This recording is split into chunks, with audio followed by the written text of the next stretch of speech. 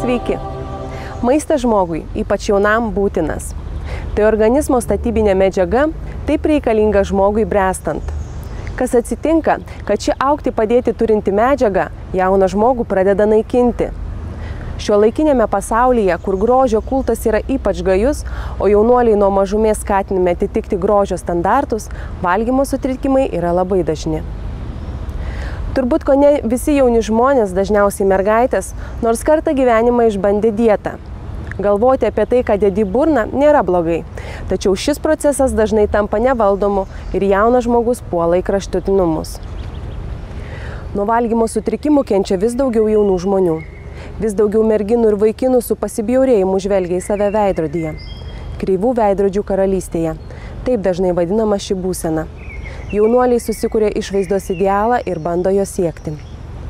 Dažniausiai numetę kažkiek svorio, jie jaučia didžiulį aplinkinių susidomėjimą, skatinimą, o tai stumia jaunuolius į dar gilesnę problemą. Tai prasideda anoreksija. Kitigi visą savo nepasitenkinimą, pasibjaurėjimą, nepasitikėjimą savimi bando suvalgyti, o vėliau viską išvemia. Tai prasideda bulimija. Nuo šio sutrikimo kenčia daug daugiau jaunų žmonių, negu mes įsivaizduojame. Tačiau dauguma jų tai slepia ir neigia. Dažnai tik tie, kuriems pavyko įveikti klastingą ligą, prisipažįsta su jie susidūrę. Ir tik patys drąsiausi, turintys noro dar ir padėti kitiems, sutinka kalbėti viešai. Kalbame su Aurelija, kuri šiandien jau gali kalbėti apie tai, kaip ji jautėsi, kai turėjo valgymo sutrikimų ir kaip juos įveikė.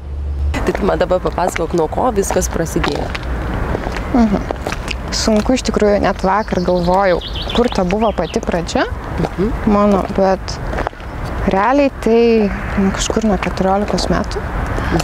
Ir ta pradžia buvo, kad brendimas prasidėjo. Pradėjau šiek tiek apvalėti, čia jau tradicinė istorija turbūt, bet dar vienas dalykas tai, kad pradėjau išgirsti kritiką iš artimos aplinkos. Taip, aplinkos. Tiesiog tas, net nežinau, prasidėjo, žodžiu, tai, kad pradėjau girdėti kritiką. Atsirado kai kurios problemos artimoje aplinkoje ir viskas man susidėjo į krūvą, kad ta išraiška visų psichologinių problemų man pasireiškia kaip valgymo sutrikimai. Pradėjau dietintis. Nusidietinau labai iki, žodžiu, vos nepriejau tos anoreksijos, nes valgydavau per dieną po kelis šaukštukus, rašydavausi. Tarkim, pavalgau 2 šaukštelius varškės, 2 valandas pertrauką, tada kokią kefyro, kavos ir vėl. Ir minimaliai valgiau pusę obuolio, žodžiu. Tai tęsiasi gana ilgai, bet galiausiai kūnas padarė savo ir aš pradėjau persivalgyti. Ir dabar, kai tarkim, ir kai nevalgai, ir kai paskui pradėjai persivalgyti, kaip tu jautėsi fiziškai ir kaip jautėsi emociškai? Kuomet kontroliavau savo maisto kiekį, jaučiausi geriau. Iš tikrųjų, jaučiausi, kad valdau situaciją, kadangi aplinka yra nekontroliuojama, tai kas vyksta gyvenime, negaliu kontroliuoti tam tikrų dalykų, tai aš galėjau kontroliuoti valgymą ir aš tuo remiausi. Ir man buvo gera, kad aš suvaldau kažką. Su kuo siejamos būtent valgymo sutrikimai yra siejami su asmenybės akcentuacijos ir bruožais būtent. Tai yra, kad jeigu tie žmonės, kurie linkia būti tobuli, jie nori būti tobuli visose situacijose, tarkim, mergaitės ypatingai. Šiaip tas sutrikimas 10–20% yra būdingesnis merginoms, moterims negu berniukams, bet pasitaiko ir tarp vaikinų, vyrų tų sutrikimų. Tai yra tas noras kontroliuoti, kad viskas valdyti situaciją ar padėtį. Jeigu tvarka, tai bus ideali tvarka, bus tvarkingai visos dulkelės nuvalytos, visur kambarys iššluostytas, viskas, ateis kas nors padės į kitą vietą, jau bus tragedija, bus problema. Kitas tai yra tobulumas moksluose, kad tie vaikai irgi nori būti tobuli ir moksluose. Ir kitas yra tobulas išvaizda, kad visose situacijose nori būti tie perfekcionistai, siekiantis tobulybės visur, viską sudėlioti gyvenimą. Ir kartais, jeigu tai gali užsiakcentuoti ir būtent ir į savo kūną, savo sveikatą, kad aš galiu padaryti su juo, aš negaliu mokslų sukontroliuoti, man tas nesiseka, tai aš galiu bent savo kūną. Aš galiu savo kūną alinti, aš galiu valgyti, aš galiu nevalgyti. Tai va, kur yra susidėliojama. Tai irgi gali būti irgi, jeigu tėvai siekia iš to, tu turi būti tobulas. Tai tada irgi galima prie to sugrįžti. Ir tai irgi iš toks yra asmenybės, būtent bruožas, kad vieni tam yra labiau linkę polinkį kontroliuoti visus. O tarkim, dabar žiūrint iš dabartinės pozicijos, ar ne? Ar tavo kūnas, kaip jis atrodė tuo metu, kaip tau dabar atrodo? Net žiūrėjau nuotraukas, tuo metu darytas. Aš pasibaisėjau, kad aš tada savo atrodžiau stora. Nes aš labai puikiai atrodžiau, bet man niekas to nepasakė galbūt. Nes buvo užuomenų, sakau, kad keletą kilogramų gal tau reikėtų numesti. Kad suapvalėjai to brendimo metu. O aš supratau, kad aš puikiai atrodžiau ir jeigu būčiau pradėjusi, tiesiog sveikiau maitintis, reguliariai, subalansuota mityba būtų buvusi, tuomet viskas buvo gerai. Dar pasportavus galbūt būčiau ir viskas. Kada buvo tas momentas, kai supratai, kad stop, viskas, kažkas čia ne taip, kažką reikia keisti? Vienas lūžis buvo pirmasis 17 metų turbūt, kai aš supratau, kad vengiu išeiti kažkur, kad galvoju, kaip čia nesuvalgius kažko. Žodžiu, ištisai galvojau apie maistą ir kaip, ta prasme, kuo daugiau numesti, sverdavus kiekvieną dieną. Tai, žodžiu, supratau, kad kažkas yra ne taip. 49 buvo, 8. Gali būti pirmas, tai yra bruožas staigus svorio numetimas. Tai tarkim, per mėnesį 10 kg ar dar kažkur daugiau yra numetama.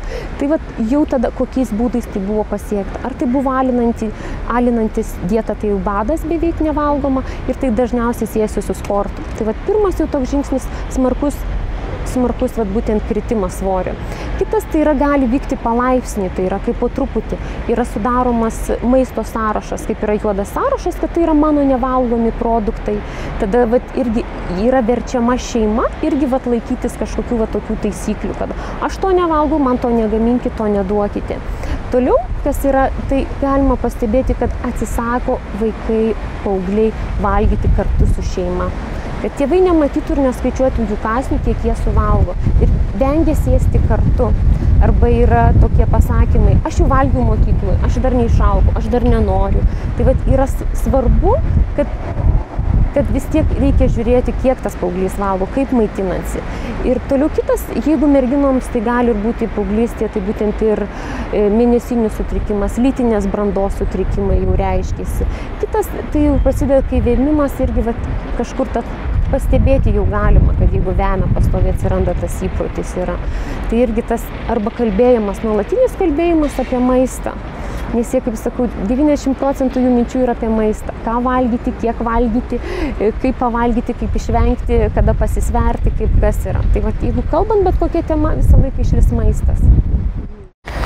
Ir ką tada darėjau, kai supratai, kad jau kažką reikia keisti, kažkas yra ne taip, kažkas blogai? Pradėjau skaityti, internete, aišku, pradėjau skaityti panašias istorijas. Tada nusprendžiau, kad stop, reikia kažką daryti. Baisu iš šono, kai perskaičiau iš šono, kas yra, kaip kitos rašo, tai atsipeikiau truputį, aš irgi taip pat jaučiuosi ir tai yra baisu. Kažkaip, ir aš parašiau laišką psichologiai internetu. Ten kažkokiai svetainei, net nepamenu. Ir, žodžiu, gavau atsakymą, kuris labai mane sugraudino, sukrėtė, nes buvo pasakyta, kad tikrai reikėtų kreiptis į tą Vilniaus valgymo sutrikimų centrą.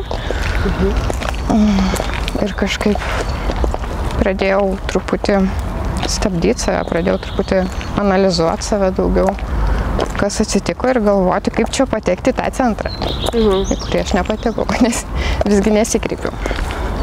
Tai ką tu tada darai, jeigu nepatekai į tą centrą? Žodžiu, visada buvau linkusi į tą psichologinę literatūrą, tikrai. Ir labai daug skaičiau, labai daug laiko pradėjau skirti saviugdai, savimotyvacijai, medituoti pradėjau, nes supratau, kad visada viskas man tos problemos išryškėja, kai jaučiu didelį nerimą. Ir tiesiog supratau, kad nemyliu savęs. Tai aš pradėjau nuo to, kad pradėjau ieškoti nusiraminimo, pradėjau mokyti save mylėti. Ir supratau, kad tai yra viso ko pagrindas, ko aš galbūt neišmokau ankstesnėme savo gyvenime šeimoje, galbūt to pamato tokio nebuvo, koks turėjo būti. Tai aš tą stengiausi įsivaldyti pati.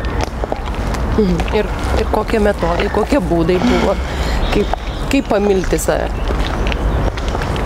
Galbūt pirmiausia tai pripažinti, kad esi netobulas. Kad turi problemą, ar ne? Kad turi problemą, kad tai jokia gėda didžiulė, nes ne tu viena tokių problemų turi. Kitas dalykas tai nuolat skaityti, taip, kelti savo motivaciją, gyventi, žiūrėti plačiau, ne tik į maisto, tą tokią siaurą ribą, kad kontroliuot maistą ir svorį, nes tai laimės neatneša, tikrai ne. Ir nežinau, susirašiau savo gyvenimo scenarijų, kaip turėčiau pradėti gyventi, ką aš darysiu išvažiavus iš namų, pradėjau studijuoti ir po truputį net dabar to siekiu visų tų savo tikslų. Man tuo metu nebuvo taip sunku. Man buvo sunkiau, kai buvau mokykloje pačioje, kai buvo ten kitos problemos šeimoje ar ten draugų rate, žodžiu. Tada buvo daug sunkiau, o kai aš jau siekiau savo tikslo pilnų pajėgumų, aš jaučiausi daug geriau. Buvo lūžių, buvo daug atkryčių. Buvo atkryčių? Žinoma. Net pirmam kurse dar buvo atkryčių. Tai reikia ir labai tos priežiūros. Gali ir suvaidinti, tiesiog stengti. Aš valgau, ten eiti pavalgyti demonstratyvių, paskui eiti išspjauti maistą, išsivemti, ten, kad niekas nepastebėtų, slėpti tą maistą yra. Vat ir labai svarbu, jeigu tai yra ir svarbi ta kontrolė, sužiūrėjimas. Nes labai dažnas atkritimas. Jeigu buvo toks susirgimas, tai irgi labai reikia stengtis tas dirbti ir su savo viduvim, su pasitikėjimu savimi, kad nebūtų to atkritimo. Nes labai dažnai iki 50% galimi tie atkritimai jau. Bet jau buvaigi susivokus, ar ne? Jau supratai, kad tai yra, tai nėra gerai, tai reikia kažką. Ir vėl, o kodėl taip atsitiko? Nutolau nuo savęs, vėl pradėjau, net nežinau, kas tokio atsitiko, bet aš pradėjau nebesielgti galbūt pagal savo norus, vėl užleidau kitų pozicijas. Elgiausi daugiau kaip reikia, o ne kaip noriu. Tai va tas, kai aš nutolstu nuo savęs, prarandu ryšį su savim ir neberašau dienoraščio, pavyzdžiui, ir nestebiu savo vidinės būsenos, tuomet situacija pablogėja kažkiek. Tai galima sakyti, kad ir dabar tu turi vis galvoti apie tai, vis analizuoti, kad vėl nekristum? Ar tai yra viso gyvenimo problema? Manau, kad taip. Kaip ir alkoholizmas, tai yra problema visam gyvenimui. Tiesiog tu tik gali negerti, maisto tu neatsisakysi. Čia sudėtinga. Bet galima tai kontroliuoti. Galima su to susigyventi. Ir aš žinau, kas man veikia ir kas man neveikia. Kas mane žlugdo ir kas mane skatina gyventi pilnavertį gyvenimą. Tai kas tave skatina? Kuomet aš žinau, ko aš siekiu, kuomet viduje jaučiu harmoniją, pusiausvyrą, kuomet esu aktyvi, žodžiu, ir darau tai, kas man tikrai patinka. Tai kai klausau savęs, tuomet viskas būna labai gerai. Vis tiek, tuo paauglystės laikotarpiu turbūt beveik visos panelės galvoja, kaip čia gražiau atrodyti, kaip čia liekniau atrodyti. Ir kur yra ta riba, kai jau yra tarp to noriu atrodyti graži ir jau ligos, sutrikimo. Ta prasme, kada jau žmogui reikia susirūpinti? Arba artimiesiems, kada reikia susirūpinti, gal kaip pastebėti jiems. Tarkim, tavo atveju nepastebėjo niekas, ar ne? Bet tai kodėl? Gal, ar tų simptomų nėra kažkokių? Tiesiog daugelis simptomų yra nurašomi paauglystės laikotarpiu. Nors tas užsidarimas galbūt savyje, uždarumas, depresiškumas toksai, nebendravimas, tai dažnai tiesiog nurašoma paauglystėj. Bet reikėtų susirūpinti, kuomet vaikas vengia kartu valgyti. kai pastebi, kad domisi kalorijomis ten jau labai intensyviai, kai skaito įvairius lieknėjimo ten straipsnius. Žodžiu, tu galų gale pamatai, kad kažkas negerai paprastai su vaiku. Visa tai pasimato geriausiai tada, kai yra artimi santykiai šeimoje. Kai yra artimas santykis šeimoje, tuomet viskas daug paprasčiau, bet šiandien, ką aš matau, tai mažai šeimose yra tokio gražaus ryšio, kuris leidžia pastebėti problemam ir laiku užkirsti kelią. Nes dažniausiai pradžioje pats paauglys nespėja susivokti, kad jam kažkas negerai. O, aš pasikūdinsiu ir tiek. Galų gale tai visuomenė tik skatina. Ir paaugliui yra lengviausia tam pasiduoti. Ir jeigu nėra to tvirto pagrindo, pagarbos savo kūnui išugdyta, meilę savo, tuo metu labai lengvai gali palūžti. Tai aš norėčiau sugrįžti į tą vaikystę. Jeigu vaikas būna nelaimingas, kaip mes jį guodžiame? Baranka, saldainis. Toliau kitas yra. Kai mes džiaugiamės, ką mes valgome? Tortą. Kai liūdime, ką valgome? Irgi tortą. Tai ir tas, jeigu nuo mažumės mama vaikui sako, nepakilsi iš kėdės tol, kol nesuvalgysi viską. Tai čia yra ir tos yra iš šeimos išeinančios tos priežastys tokios. Kai yra, mes jau kažkokius bandome iš vaikams, oi, tu čia mažai pavalgyti, tau reikia daugiau pavalgyti, čia svorio nepriaugai, tai yra užsiakcentuojama. Ir tada jau tokios ir problemos jau ir gilėja, kad tai yra šeimos, kažkokių tokių tradicijų nebuvimas arba per didelis kultas, maisto kultas šeimoje. Kai yra labai svarbu, kad tai kultas turi būti, bet turi būti vakarienės kaip pabendravimo kartu, pabuvimo kartu. O jau paauglystėje tu eina, būtent tai yra visą laiką, visi paaugliai labai suakcentuoja savo išvaizdą. Tai vienas gali plaukus nusidažyti, kelnes užsidėti su džinsais suplyšusiais, o kitam tas jau bus kūnas tobulumas, kad aš neduok dieve ten būsiu storas, iš manęs juoksis visi. Tai tos priežastys nuo vertinimo, kaip tėvai bendrauja ir jis turi palaikančius tėvus, kurie jį pagyrė, mylintis yra, globojantis yra. Tai ką tu patartum tam žmogui, kuris jau jaučia, kad jam yra blogai, arba tiems artimiesiems, kurie vis dėlto pastebėjo, kad, tarkim, jų vaikas ir jų artimas šeimos narys, arba netgi jų draugė turi problemų šitoj srity. Galbūt pabandyti pasikalbėti su tuo asmeniu.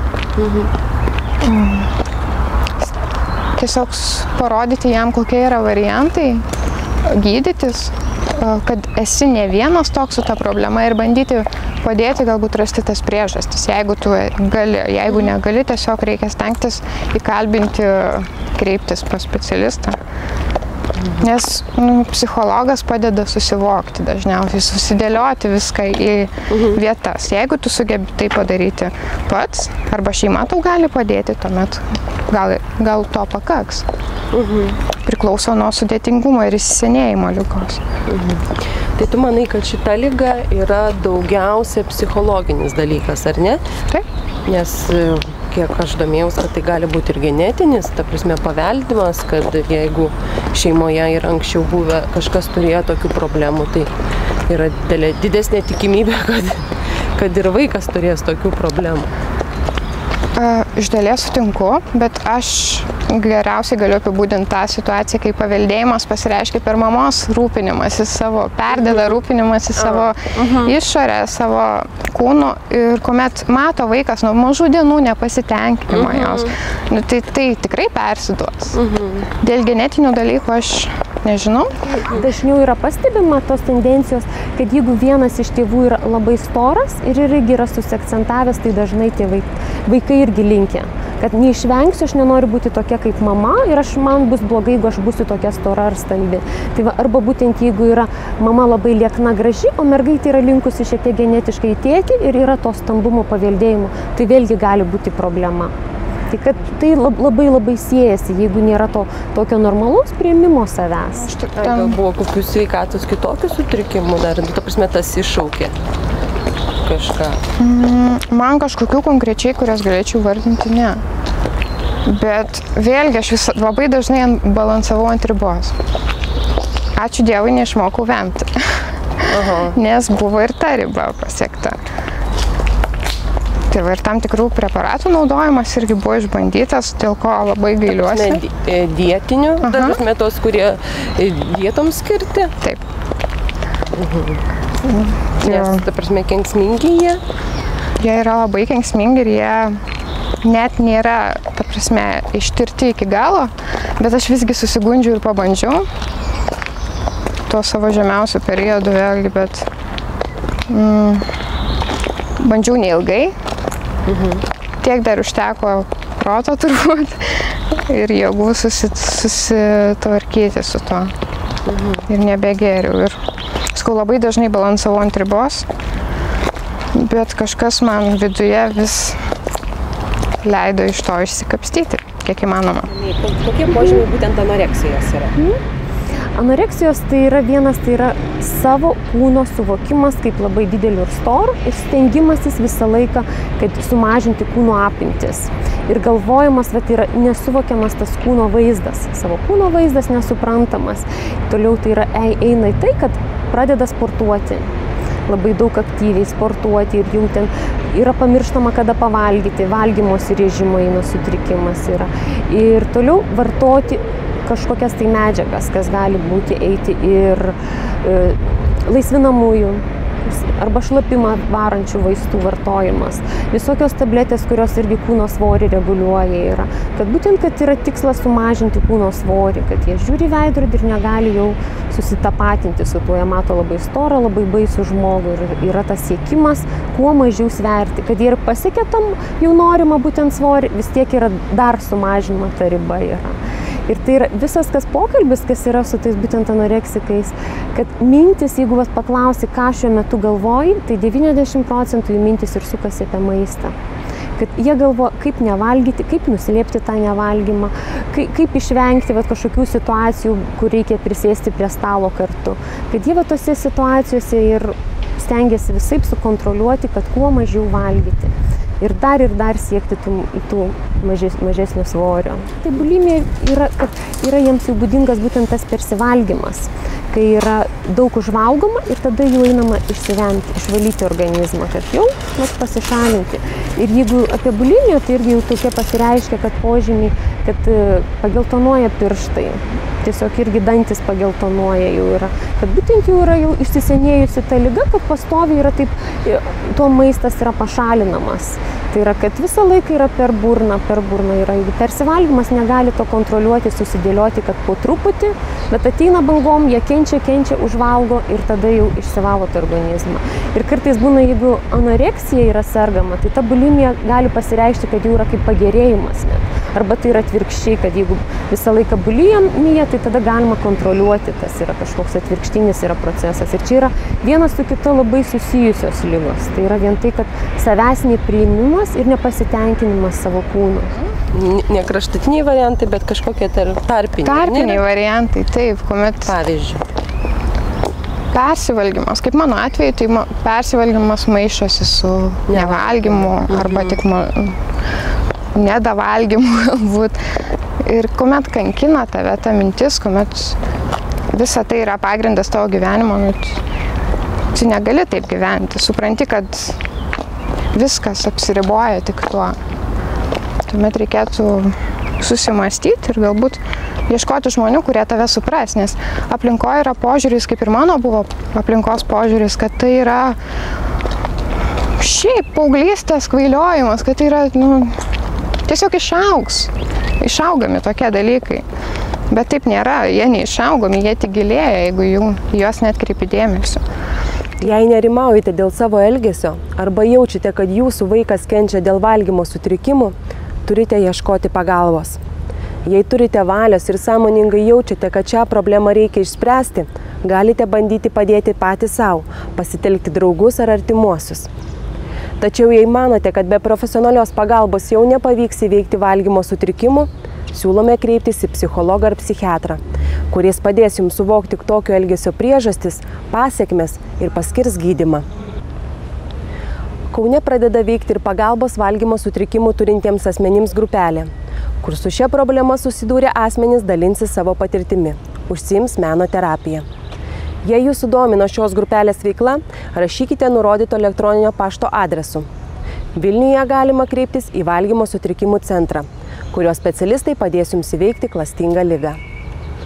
Baigdama laidą noriu palinkėti, kad geras maistas tebūna vaistas ir malonumas, o ne jauną žmogų griaunantis veiksnys. Būkite sveiki.